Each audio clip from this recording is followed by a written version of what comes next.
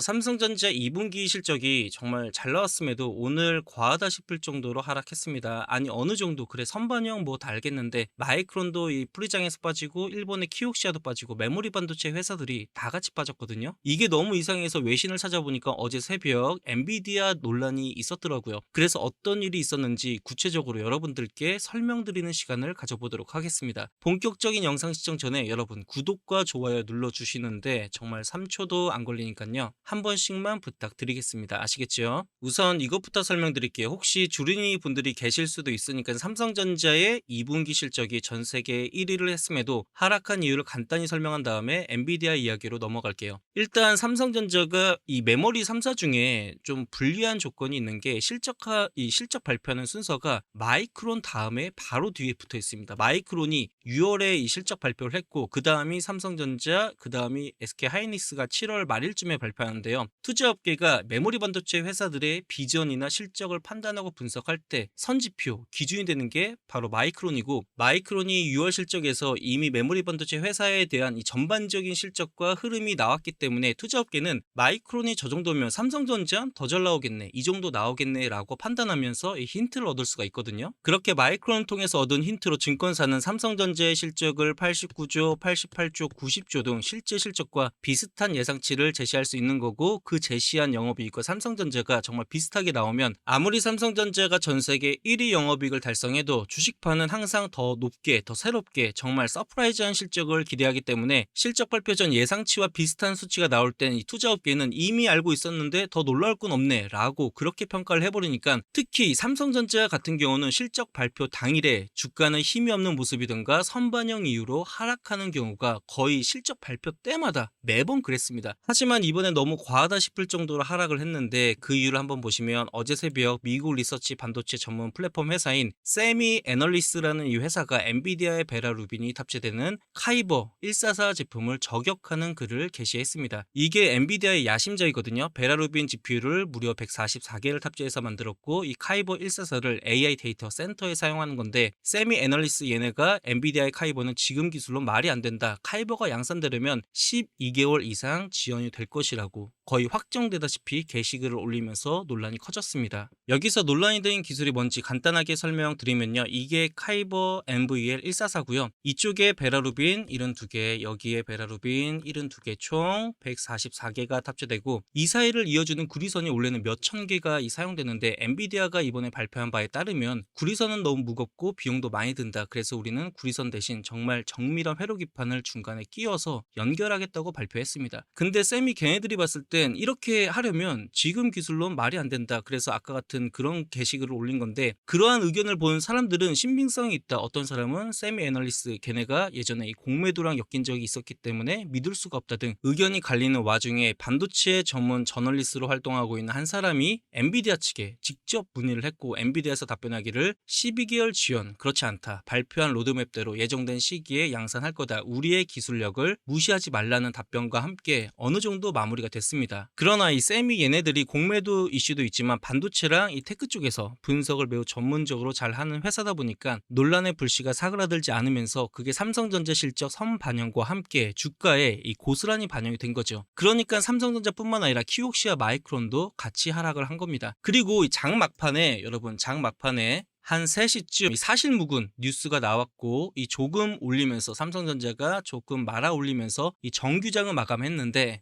제가 여러분들께 이거 하나 말씀드리면, 최근 수많은 노이즈가 많이 발생하고 있죠. 애플이 중국 반도체를 쓰겠다, 메타가 데이터 센터 임대업을 하겠다, 다 오해고 솔직히 말이 안 되는 부분이 많습니다. 오늘 엔비디아 지연까지 요즘에 유독 그런 일이 많이 발생하고 있습니다. 그런데 여러분들께서 정말 냉철하게 잘 생각해 보시면, 그런 노이즈엔 정확한 데이터가 없고 이렇게 될 것 같다, 될 수도 있다 등 정확한 자료와 근거 없이 가설로만 채워진 찌라시와 뉴스가 많습니다. 여러분, 앞으로 중요한 건 기업이 실제로 발표했던 자료와 앞으로 발표될 7월에 있는 이 삼성전자의 가이던스를 확인하는 게, 그게 당연히 중요하겠죠. 실적은 우리가 이렇게 매출을 올렸다, 즉 과거형이고, 가이던스는 우리는 앞으로 이렇게 할 것이고 지금 이런 기업과 계약을 진행 중이며 주주환원은 이렇게 할 예정이다, 미래형이죠. 그렇기 때문에 때문에 여러분들께서는 근거 없는 노이즈에 휘둘리지 마시고요. 정말 중요한 가이던스, 기업의 미래 계획서 같은 진짜 데이터만 보고 투자를 판단하시기 바랍니다. 여기까지 내용이 도움되셨다면 구독과 좋아요 한 번씩만 부탁드리겠습니다. 아시겠죠?